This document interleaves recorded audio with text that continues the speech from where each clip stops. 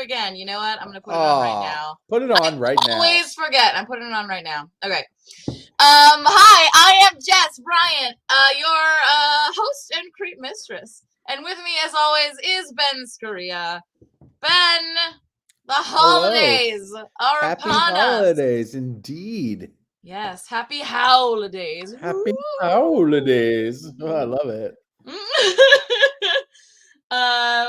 What do you have going on for the holiday season this year, my friend? You and Michelle doing anything exciting? We're just hanging out at home, which is really nice. My folks live are in the area, so we'll see them on Christmas Day. But no, I'll cook a nice dinner Christmas Eve, and then we'll do a little thing in the morning and head over to my folks' place. It'll be a blast. What about you? Awesome. Yeah. Every year, my cousins and my mom and my brother, we all get together at my brother's house on Christmas Eve, and then Christmas Day is when we do, like presents and that kind of stuff, and then we'll have like a little family dinner, just the three of us, me and my mom and my brother. Yeah, I'm definitely a Christmas Day present person. I think Christmas Eve presents is a little, no judgment. Hey, if that's what your family did, cool. But then what do you do on Christmas? Right, exactly. Yeah. But I'm very excited about this. I love. Michelle would call me a Scrooge. I'm actually probably most Christmassy this year out of the last few years. Like I'm feeling it this year for some reason. Nice. But yeah, normally I don't like Christmas. Yeah, we kind of talked about this last week. Yeah. That you and I, for some reason, that day, in fact, we both had like decided that we were like in the Christmas spirit. Yeah. I don't know what's different this year. I don't know if it's just because the world is like so shitty that like I really ghoulish things need it. Does that make sense? Like, you really need a little bit of that Christmas magic. Yeah, we need a little Christmas right this very minute. Right this very moment. Right? Yeah, I absolutely agree. Yeah. I don't know. I think maybe it's also like I got my booster shot. Like the world's opened up a little bit more. And so I feel, there's a whole song, says Jay Cash. And hey, Jay Cash. Hey, King Senior. Thanks for watching. Hi. It's opened up, and yet it hasn't at the same time. I know. I got my booster just in time for Omicron to take over the United States. But that's okay. That's okay. It'll be fine, I'm sure. So, Ben, what is your favorite holiday tradition? So my favorite holiday tradition for obviously you mean the Christmas holiday or this holiday. Yes, the winter holiday. The winter holiday. I used to love sledding when I was a kid. That was like my favorite. We had lots of big hills near where I lived, and so we would go out and sled all day and then come back and have cocoa. And then when we got older, we would have like cocoa with schnapps and stuff in it, and to warm you up.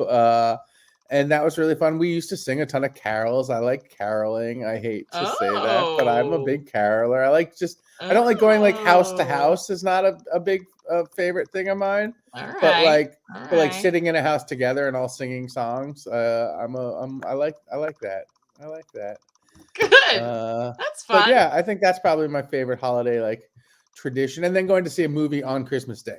My family always goes to see a movie Christmas Day night, like and have for years. And so we'll probably do it again this year, or watch something. I remember the first year that I lived in Illinois with my ex-boyfriend. Neither of us spent Christmas with our families that year. And so we went to go to the movies, but we did not plan ahead. And we showed up at the movie theater and it was packed. Yeah. I had no idea it was going to be so packed. It's one of the biggest like movie holidays of the year. Yeah. And here's why. Because you get to spend time with your family, but you don't have to talk to them. And so, right? Because like after spending all day with them, you're like, I can't fucking talk to these people anymore, but it's still Christmas, so we still have to hang out. Yeah. Oh, let's go sit in a dark theater together for like 3 hours. What a fantastic idea. So that's a great holiday tradition. Yeah. What about you? Well, I think, man, I don't know. It's kind of hard for me to decide. Although a new tradition that has kind of happened that I at first was not on board with at all, is that at that Christmas Eve gathering with my very close family members, we will play Cards Against Humanity. And having to explain to my cousin, who's really more of an uncle, what bukkake was at the Christmas Eve table, that was, a memory. But the best part is like watching my 70-year-old mom say some of the funny shit. And 2 years in a row, she has won. 2 years running, she has won Cards Against Humanity on Christmas Eve. We played at Cards Against Humanity when we were at home with Michelle's family for Thanksgiving, and I know the whole joke is you get people to say things that are terrible, but I just I could not. There was this card where I was just like, I can't give this to her mom. Like, I can't have Michelle's mom say this and know that I made her say this. Right? Like, that would have fundamentally fucked up our relationship. And I knew I should. I knew that was the point of the game. I was disappointed in myself for not doing it. But I just couldn't do it. Nice. Well, so as you are aware, this week we were talking about Christmas ghost stories. A much nicer, maybe not nicer, but less gruesome theme than last week. Yep. So no content warning this week. No pictures of cattle. Yeah, right. Mutilated. So telling ghost stories is a Christmas tradition that never really took off in the United States, but it was all the rage in Victorian England. I think everyone is aware of A Christmas Carol. We've all read it probably, or at the very least seen the Muppet version, which in my opinion is the best version. I would agree. Michael Caine forever. Oh, Michael Caine forever. And Rizzo the Rat. Oh. Come on. Jesus for us Mises. So obviously we're all aware of A Christmas Carol. But Dickens' novella is really just the tip of the iceberg. It was a whole thing. And why they did it, we don't really know. I read something that, they were saying it was speculated that long, dark, near solstice nights, when people ended work really early, it gets dark at 4:30. So people are done. They come home. They're all sitting around the fire. And Jay Cashin says, I always wondered why Andy Williams sung about scary ghost stories. They actually mentioned that in the article that I was reading. That's the first, mention of it in 50 years was that song lyric, because that was written in the 50s. It was wait, what song lyric are we talking about? Because the only ghost stories and tales of the glories of Christmas is long, long ago. Key change, long ago. It's the tales most of wonderful ghost time stories. of the Gotcha. year. Yeah. Gotcha. Yeah. Yeah. So it just this time of the year, pre-electricity kind of just lended itself to scary ghost stories and tales of the glories of Christmas is long, long ago. I think you also exactly. You were trying to entertain people, right? Exactly. Everybody was still around too. Your family was all there, and there was no TV back then. Mm-hmm. And so you gotta do something. You told stories. That's right. What you did. Right. So it began largely as an oral tradition. Yeah. And people told stories by memory. But then the Industrial Revolution happened, and getting printed stories, books and pamphlets and periodicals and all that kind of stuff became much more prevalent. And it brought about the wide distribution of these written stories. And so then it also kind of took Gutenberg. off. Right, exactly. But it never really made it across the pond. I think they were, again, that article that I was reading speculated that ghost stories kind of became regulated to Halloween in the United States.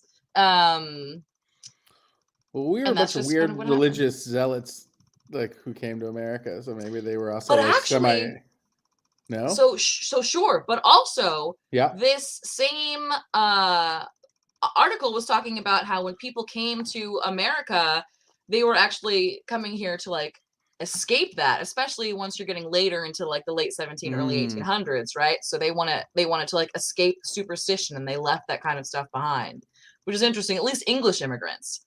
No, but that's what I mean. That's what I mean. That's why there aren't as many ghost stories, I think, in America, because the people who didn't want superstition, like, they left, because a lot of people who came to America ended up being like a lot of like weird, very Christian or sects of religion that were very like you know, and so for them it was all about like toil and hard work at the land, and there was no time for storytelling, and like certainly no time for ghosts, and that's the kind of shit that got you, like, you know, stoned and all that.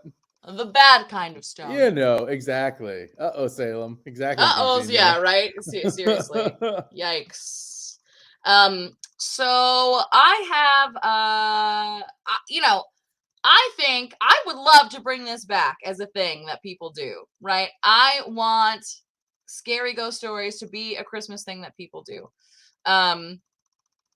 Also, another thing that I realized after like reading through some of these like Victorian tales of like whatever ghost stories and stuff, that hide and seek used to be a big thing that adults would do, especially like at big parties on the holidays. So I think we need to bring back Christmas ghost stories and Christmas hide and seek. I'm just saying, that's what I vote for. We used to play hide and seek, basically, but it wasn't. We played sardines. Did you ever play sardines? Yes. So we used to play like adult sardines in our house, in our grandparents' house, which was gigantic. Nice. And it was really fun. Yeah. For people who don't know what sardines is, Ben, why don't you tell us what sardines is?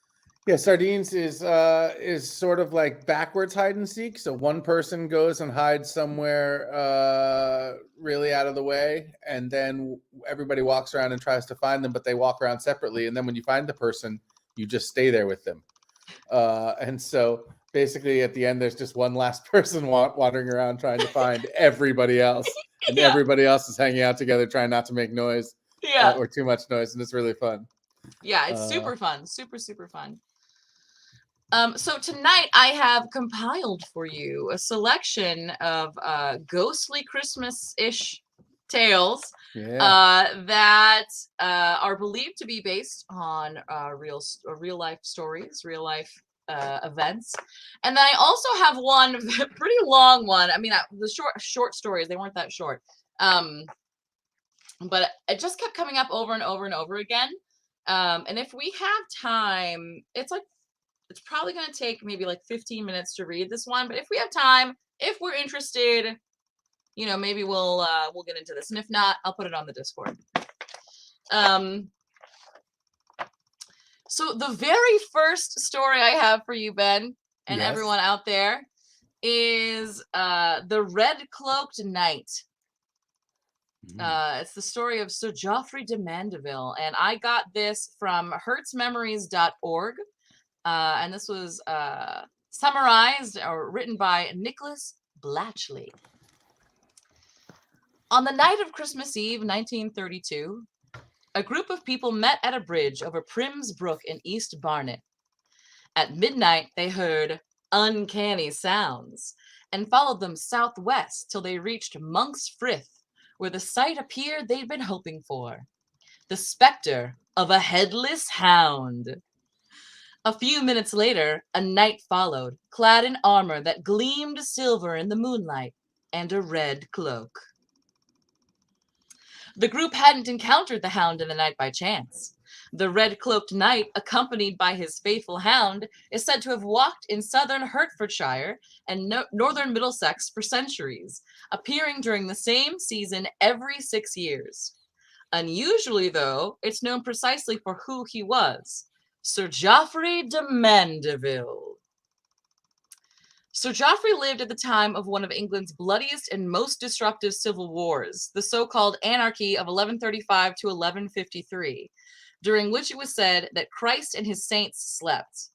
He was Earl of Essex, and his manors included land at Barnet, South Mimms, and Monk and Hadley, but he's best known as a major player in the struggle for the throne between Stephen and Matilda. The place names And the names of people that are going to come up are so ridiculous. I also love, God, I love the phrase. Like basically they're saying it was such a sinful time that Christ and his angels slept during this time. They're like, forget it. It's too love it. Upsetting. Reppy and Ready, I'm really loving your Twitch profile picture right now. That's some good stuff.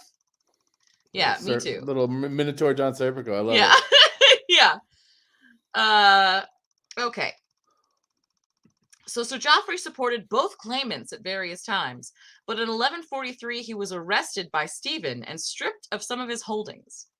In response, Joffrey raised a rebellion against Stephen, seizing Ramsey Abbey north of Huntingdon as his base. He expelled the monks and fortified the place, leading the Pope to excommunicate him. And it was claimed by the chronicler Henry of Huntingdon that during his occupation of the abbey, quote, blood exuded from the walls of the church and cloister adjoining, witnessing the divine indignation. All of these take place in England. King Senior. Joffrey was still excommunicated when he was killed in battle the following year, so wasn't eligible for a Christian burial. However, his body was taken by the Knights Templar to their temple in London, where he was interred in a lead coffin that they hung in the branches of a tree. Yep. Eventually, the Prior of Walden Priory in Essex, which Joffrey had founded and richly endowed, succeeded in getting the excommunication posthumously reversed, and Joffrey was given a proper tomb in the temple.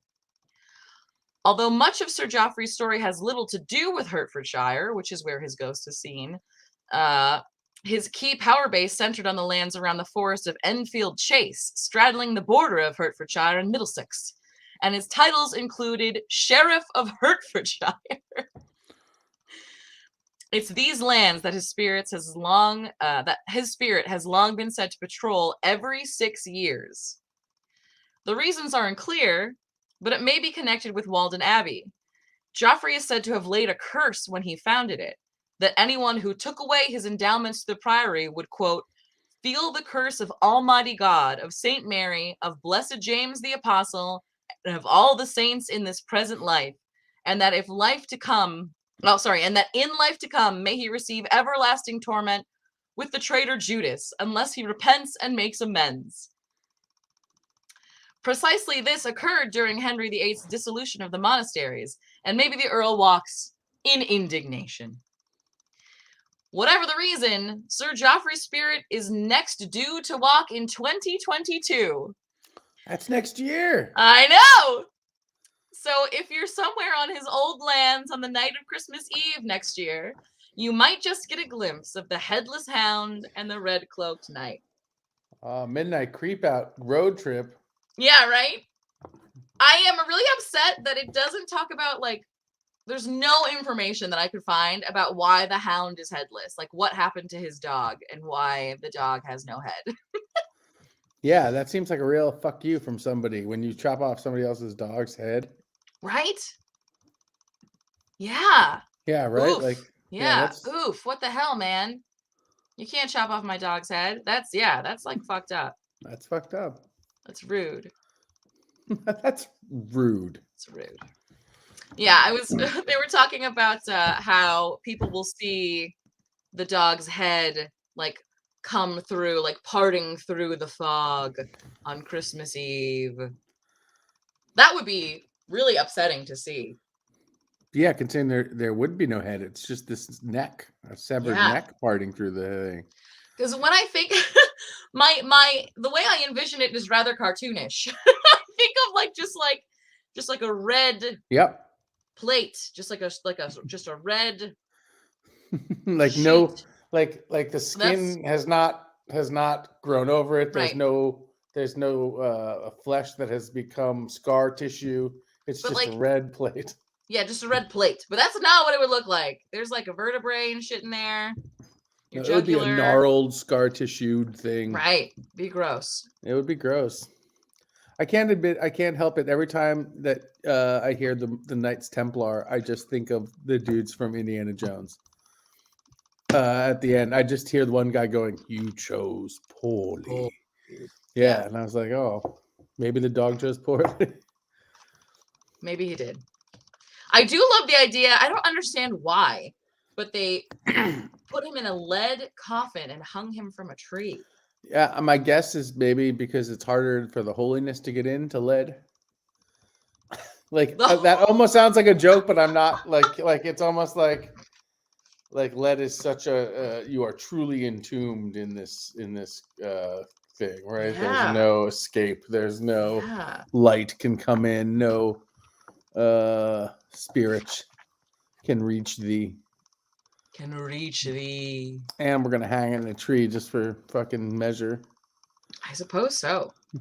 It is yeah, it's it's quite the vision, right? Quite the scene. Grisly, weird, haunting. Yeah. Seems like a lot of work for a condemned man. Yeah, that's true. I agree with that. Yeah, I know. I love that old burial rituals essentially revolve around humiliating the corpse so much that if ghosts existed, they'd be furious. Yeah. Like that's like 90% of ghost origin stories that you hear back then. Right? It's like someone did something horrendously fucked up to a dead body, right. And that body was just like, well, now I can't rest peacefully. What have you done? Right, coming after you. Yeah. All right.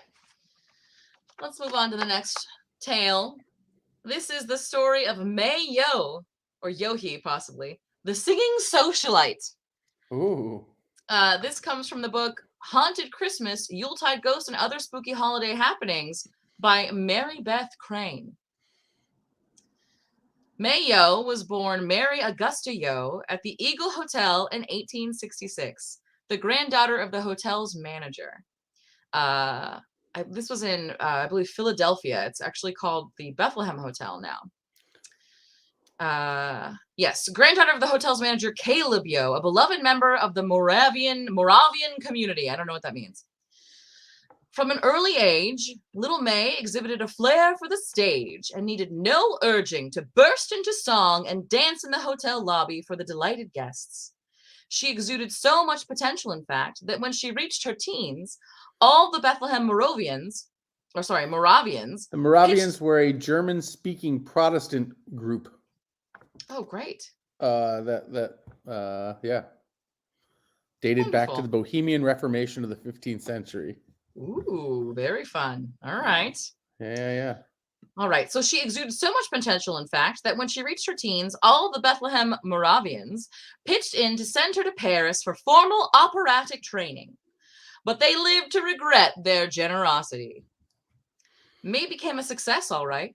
By 1888, she was a famous stage star, but her fame extended to other less illustrious pursuits.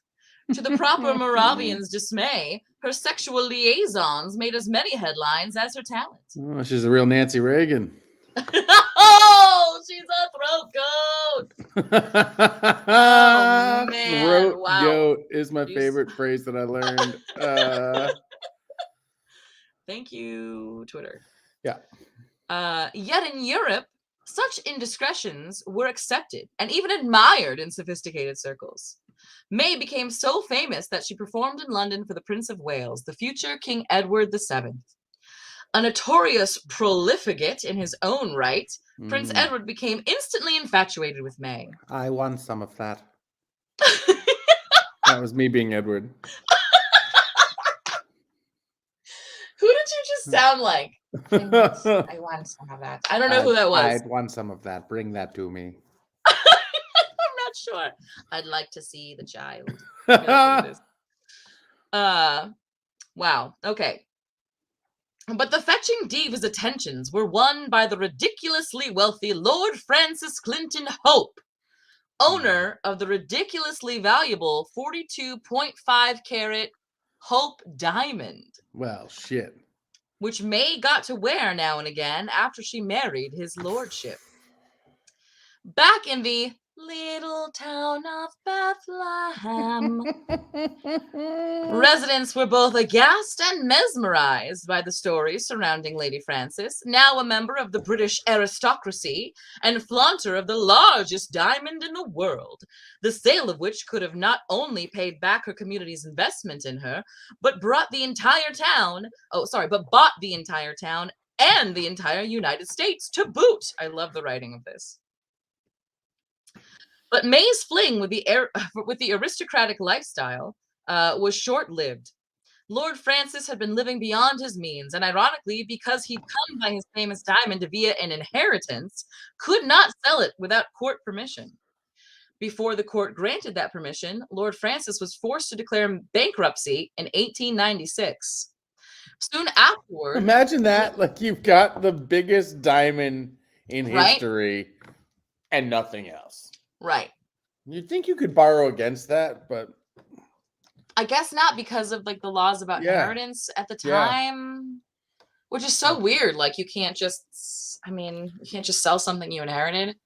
I mean, apparently they had better freaking inheritance tax than we do now. I'll give you this giant diamond, but you have to keep it. No, that's the rule. I may as well just toss it into the ocean at this point. Yeah. That was Rose tossing. Yeah, I loved it. Thank you. Soon afterward, May was making Bethlehem blush again as the headlines blared that she dumped Lord. I just love the giant diamonds are like the shares of the Green Bay Packers. Yep. Okay, the headlines blared that she dumped Lord Francis and run off with a dashing American soldier. That marriage ended in divorce when May discovered that her husband had been stealing her jewelry, it says with an exclamation point. May Yo died in 1938 at the age of 72. According to those who knew her, she often spoke nostalgically of her early days in Bethlehem, maintaining that the happiest time of her life was at the Eagle Hotel, when she danced and sang in the lobby as a little girl. And that is where many people have reported seeing her apparition at the piano, or hearing her bell-like voice singing the old songs from a long-vanished time. And at Christmas, when the lobby is decorated in all its seasonal finery, some say they've caught a glimpse of her, dressed in lace and satin, standing near the glittering tree, while others swear they've heard a faint but beautiful voice singing a Christmas carol, as if from far away. The end. I like that. I like that. I will say we've done enough of these shows now, Jess, that I become like my ghost skeptic part of me comes out, and I'm like, a ghost who changes clothes. Interesting. I've never heard of that before. Like, you know what I mean? Like, she's wearing a lace dress all of a sudden. I was like, unless she died in that dress, or unless that's Although you could, if ghosts are in fact not representations of people in the afterlife, if it's an echo, right? Then something with like time dilation or some like crossed strings, it totally could be changing clothes. True. Yeah. True.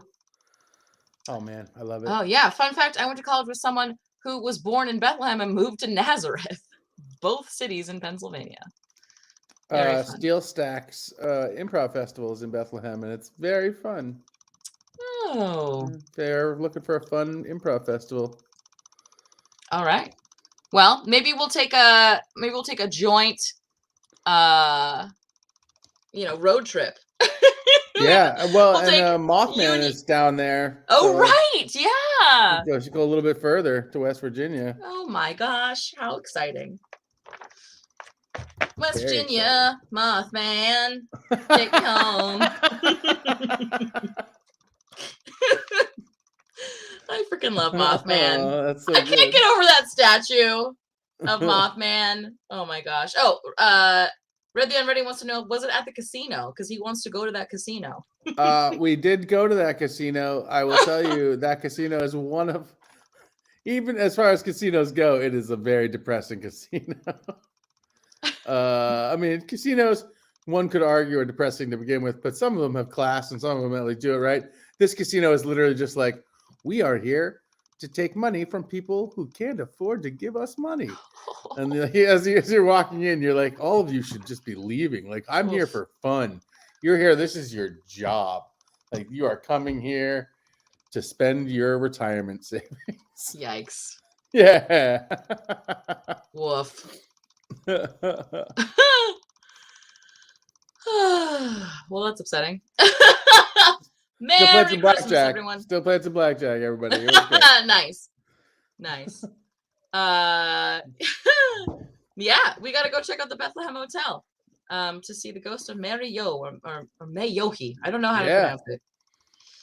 Well, maybe someday. Maybe someday. You know, one day when this channel has like 1 million viewers instead of this will be the 1 million viewer trip. Yeah. Exactly. The million. Yeah, exactly. Okay. All right. The next one is definitely my favorite. It is definitely stylistically written. It is from freakyfolktales.com. Freaky Folktales. And sadly, there was no author to credit. There was no author listed anywhere for this. Pretty sad. I was very sad that I couldn't find the author for this because there's a ton of writing on there. I can't imagine it's all the same person. Maybe it is. But this is called The Mistletoe Bride. Based on a true story. Here we go. Ramshall House was bought by Lord Zouch, a noted statesman, adventurer, and philosopher of the Elizabethan period. He was a friend of the famous William Cecil, the chief minister of Queen Elizabeth, and was closely associated with Francis Bacon, the Earl of Leicester, the Earl of Essex, Sir Walter Raleigh, and other great characters of that period. It was MLAV. Lord Zouch used all of his wealth in building his mansion. Ever since then, it was considered one of the noblest and most beautiful monuments of Elizabethan architecture in England. It is also one of the largest English mansions. And this is a real place. You can look up Ramshall House. The great house stretched a distance of 150 feet at its greatest length and was built in the form of an E, the middle bar of the letter having the main entrance at its front end. Also, all of this is like highly irrelevant, but it is very fancy and fun, and I'm just going to read it anyway. Everybody just picture the house from, you know, what's that show? Downton Abbey. Downton Abbey. That's it looks like. It does look like Downton Abbey. High above the entrance was a great statue of Lord Zouch, the founder of the house, in full armor within an architectural niche. The finery was contained within great oak-paneled halls and gilded salons and immense corridors stretching out in vistas that ended in dim shadows. There were almost incalculable treasures in the form of old pictures, old furniture, immense tables, curiously carved chests, old plate, and beautifully wrought metalwork. So vast were the apartments that even persons who had spent their lives there would not have been familiar with all of them. In the tremendously thick walls, there were said to be many secret chambers. One was the study to which Lord Zouch retired for his philosophical and scientific work. The great house was so costly that the descendants of Lord Zouch were not able to keep it. It then passed into possession of the Copes, a very ancient family who hitherto had their principal seat at Banbury. They enjoyed one of the earliest created baronetcies. The Cult Baronet, Sir John, who fought in His Majesty's, I forget which regiment of dragoons, during like the 45, during like 1745, the Rising of the Scots, which I knew about because of Outlander. And I was like, thank you, Outlander, for teaching me history, because I know what all of this means right now. So the Cult Baronet, Sir John, had a very beautiful daughter, who, it doesn't say in this story, but it seems like her name was Anne, historically. The historical Sir John's daughter was named Anne, who became affianced to Lord Lovell, a very wealthy young nobleman. The wedding festivities were held in Sir John Cope's stately mansion. When the wedding was under discussion, Christmas happened to be approaching, and Sir John thought it would be a splendid idea to combine the happy event with the usual festivities of the season. Weddings were attended with unrestrained revelry in those days, and was an occasion of tremendous merrymaking and feasting. The wedding festivities, even in the noblest families, were often conducted with a gaiety and abandon that would have seemed shocking to the refined tastes of the modern age. The guests, after partaking of vast amounts of wine and spirits, sometimes fought for the vestiges of the bride's most intimate apparel, and before finally leaving the house, insisted upon arranging the happy pair on the nuptial couch. Yeah, the House of the Seven Gables did have a secret room. I worked there. I was a tour guide there. And it's not like that interesting. There's like a secret staircase that takes you up to the attic. It's like servants' quarters. Sorry. Abandon! For these reasons, the wedding at Ramshall House was one of the greatest and merriest that had ever been known in England. The great house was filled with distinguished guests from all parts of the country. Most of the nobility and the great landed squires came with their families. The banquet, nuptial couch, right? Why is it a couch? They banged on a couch? Yeah, get on the nuptial couch. I'm going to need you to take a seat on the nuptial couch. The banquet was of amazing lavishness. A great wild boar, roasted and stuffed and arranged with head and tusks raised up in a lifelike manner, was borne into the banquet hall on a gigantic platter by the cope retainers. Musicians played and sang appropriate music up in the minstrels' galleries all the time. I'm glad it was appropriate music rather than inappropriate music. That was on the entertainment couch. Yes, I mean, yes. During the day, it's just a regular couch. Yeah. This couch wears multiple hats. Oh my gosh, yeah. Yep. Details of the fare served on this wonderful occasion are still preserved in the archives of the ancient house. 200 geese and 200 ducks were among the substantial delicacies provided for the guests. These birds were especially fat and luscious, for the Copes had for centuries held the honorable court office of Sergeant of the Poultry to His Majesty the King. Sergeant of the Poultry? Yes. Wine was consumed in proportionate quantities, for Sir John possessed a rare store of Malmsey, Malversey, Cyprus, Canary, and goodness knows how many more. In proportional. Indeed. Not overboard, just proportional. Yeah, right. After dinner, there was dancing and music in the great hall. The little bride grew weary of the feasting and drinking and merrymaking. She drew her husband and a few of the younger men and girls together and proposed that they should play hide and seek. In this simple game, a girl hid herself, and the first man who found her had the privilege of kissing her. What? Yeah. What? I don't know, man. Victorians. Scandalous. I also feel like maybe not kissing on the mouth. You know what I mean? Hey, abolish the Senate. There he is. There they are. Maybe not, but I don't know. But even if it was probably just a like that. What? Nothing. Yeah, it's still creepy. It's still creepy. Mwah. Yeah. Mwah. I will begin. Mwah. Yeah. Mwah. I will begin, said the bride. Give me 5 minutes to hide myself, and then see if you can find me. They all turned away until the time was up, and then started to hunt for her. 5 minutes? Yeah, it's a huge house. It's 150 feet long. Yeah. The young bridegroom was naturally anxious to be the first to find her. They hunted and hunted, but without success. For several hours, they laughed at the girl's trick, thinking how clever she was to hide herself so thoroughly. At last, it dawned on them that the matter was serious. Guests and servants were formed into parties and searched the house from top to bottom. Every room, every closet was searched. The evening wore away and night came. The distracted bridegroom was left without a bride. Oh, shit. Many persons thought that the bride, I hate this fucking line, with female capriciousness, had run away from the house. I hate it and I love it. With female capriciousness. I mean, Runaway Bride is a movie. That's true.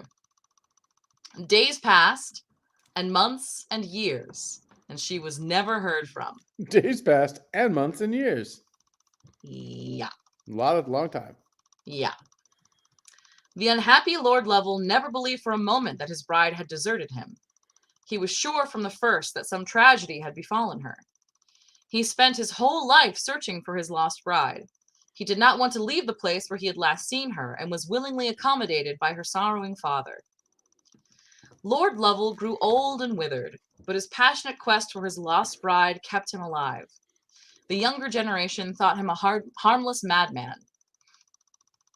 One day, 50 years after the wedding, he was running his hand for the 1,000th time over the oaken paneling of a room on the top floor. He touched a spot of the elaborately carved woodwork accidentally. The paneling flew open and revealed a secret closet. Within stood an ancient oak chest, iron-bound, dusty with years, solid and beautifully carved. It had evidently been a secret repository for important documents. Lord Lovell secured tools and broke open the ancient chest. Within lay the body of his lost bride, now a fleshless skeleton, wearing the beautiful wedding robes in which he had last seen her.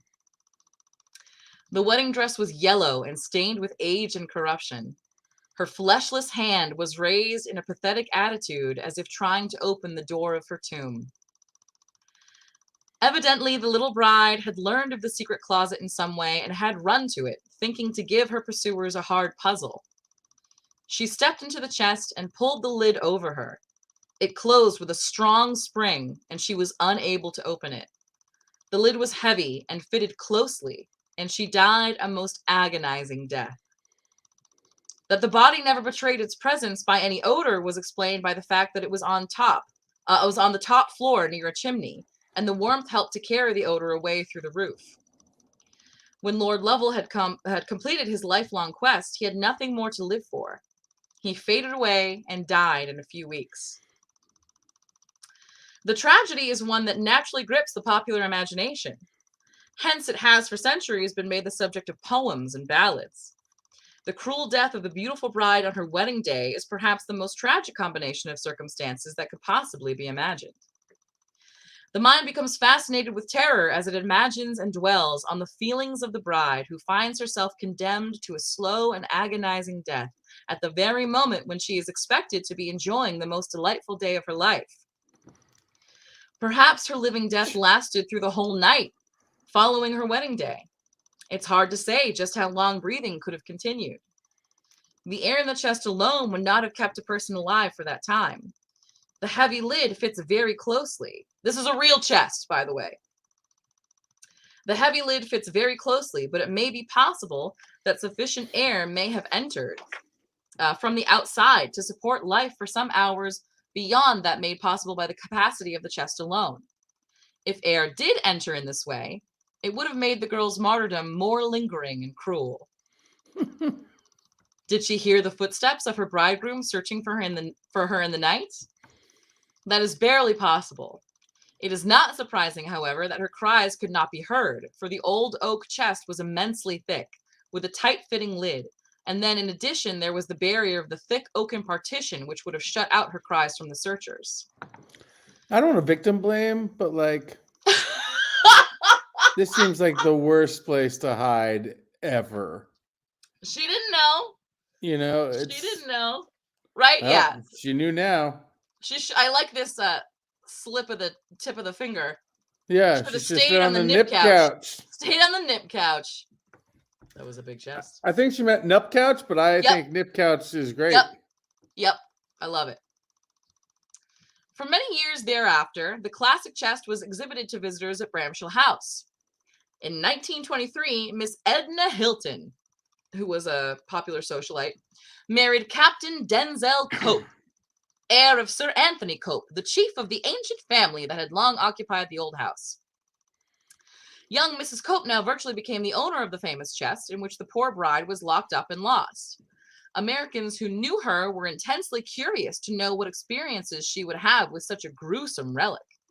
It was said that persons staying in the house were kept awake at night by the stifled moans of a woman in terrible agony. They would hear muffled sounds like those of a person beating on the interior of a thick wooden chest. Oh, they can hear it. Yeah, right? No, nobody else could. Well, she's a ghost now. Yeah. There was little surprise in the considerable gossip that attached itself to the new Mrs. Cope and her unusual home. The papers of the day did not have to wait long before actual testimonies of encounters with specters began to emerge from the strange old house. One visiting English society woman reported, quote, "During the night I had the most terrifying experience. Shortly after midnight I was awakened suddenly with the sensation that I was not alone in the bedroom. Then, from behind the ancient oak paneling, I heard noises of light, hurrying footsteps. What followed was even more terrifying. I heard moans of the most heart-rending kind, and then strange sounds like hands beating upon a wooden partition. The moans so terrified me that I fainted away, and it was daylight when I recovered consciousness. I made an excuse for leaving the castle and hurried away. Not long after this, one of the old retainers at the castle, who subsequently soon departed, declared that in the stillness of the night he heard the clatter of bony feet hurrying up the stairway into the attic.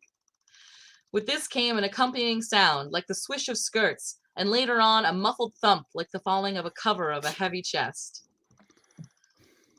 But the Copes were far too wealthy to be restricted to one residence in England, and as it was, quite in the order of events that the young couple should later move to Oxfordshire.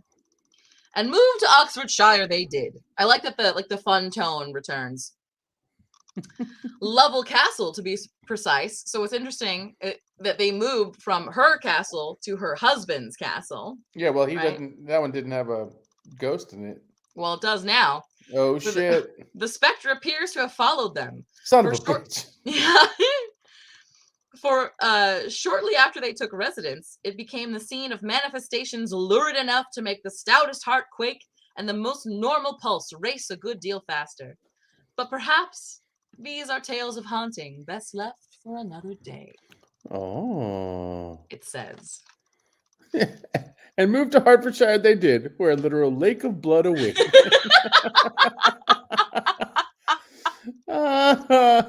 Yes.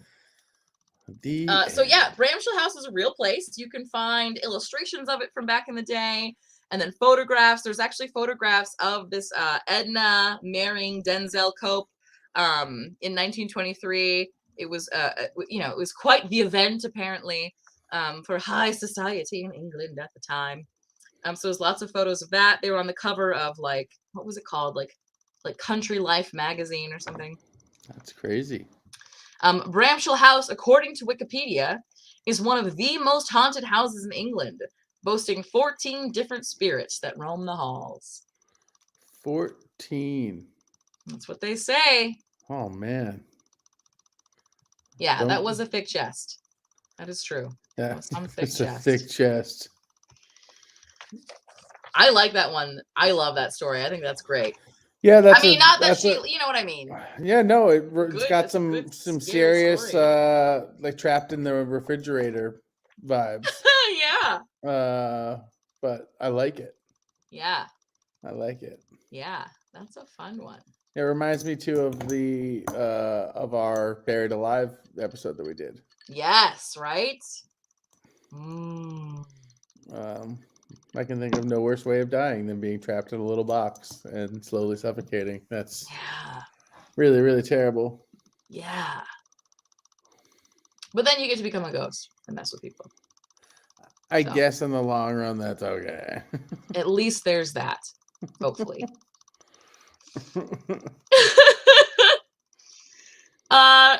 Yeah. Christmas ghosts. Yeah. Mistletoe Bride. There's a song. I believe, was it this one? No, I think it was something else. but it was made into like I think there's like a short movie or something. Yeah, I don't know if it's peaceful like a coma. Because maybe you're suffocating. I don't know what it's like to suffocate. I've never done it. But they do say, like, drowning and, like, the carbon monoxide, like, you don't even realize it's happening. You pass out. Yeah, it's supposed to be, like, once you get over the initial whatever of, like, your lungs filling with water, apparently drowning is, like, the most peaceful way of dying. Yeah. Because your body's just like, oh, okay, just release everything. Yeah. I guess so. You know? But it's because you're suffocating too, you know? It's Yeah, the it sure is. suffocation. Yep. Yeah. Yeah. It's the suffocation. Uh, it soothes your lungs in some way, says Abolish the Senate. Oh man, carbon that's monoxide terrifying. does. Yikes. I don't want to know what that means. Yeah. I remember the lungs. Yeah, right. I when I was living in Illinois, I was living in this like shitty like graduate student housing. It was like literally a cinder block. And I was getting ready for work one morning. My ex had already left for school. And I could like see some sort of like, I swear to God, I could see like some sort of gas like at the ceiling. And I was like, what the fuck is that? And like something smelled not quite right. And I was like, it's fine. It's fine. It's nothing. It's fine.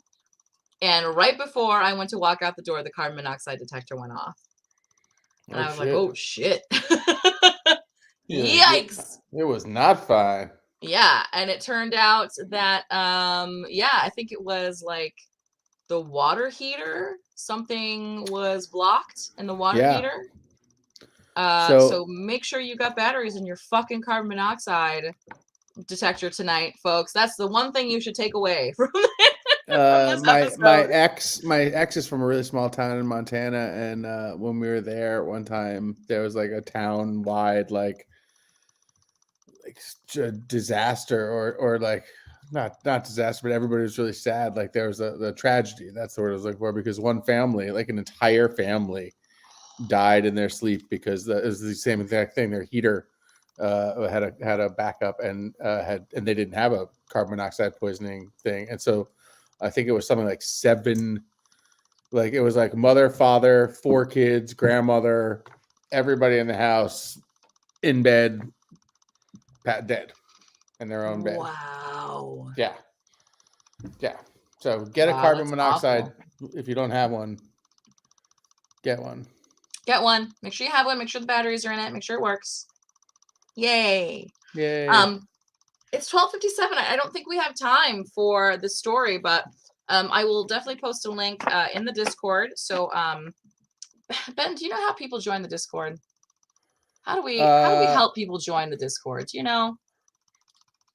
Yes and no. I mean, I know that there's a link that we can send them. Let me see if I can do it right here. To join. Yay, there it is. Yeah. So that is. So if you just click on that, that'll join. Yeah. So if you just click on that, you'll be able to join the Discord. And then you'll notice on the side there'll be a bunch of names for all of the different shows. Ours is obviously Midnight Creep Out. So you will want to, get on there, and then you can see the stuff that we post if I get around to posting things, which sometimes I do.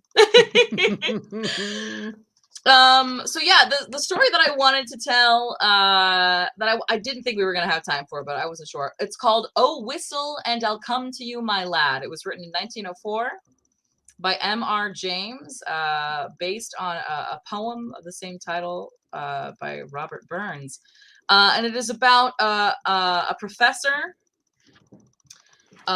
who, at around Christmas time, finds a whistle with writing on the side in Latin that he doesn't understand. He doesn't know what it says, and he blows the whistle. Never blow into the whistle, the weird whistle.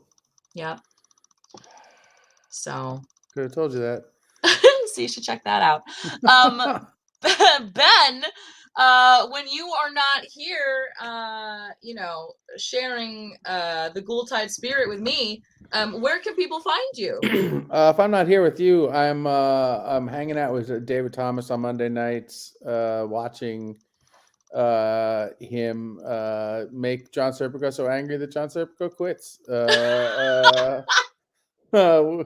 It's we run all sorts of weird races that he makes them do, and it's really less about how good you are or something and more about how much patience you have, and it's really as somebody who doesn't play and just watches, it's hilarious.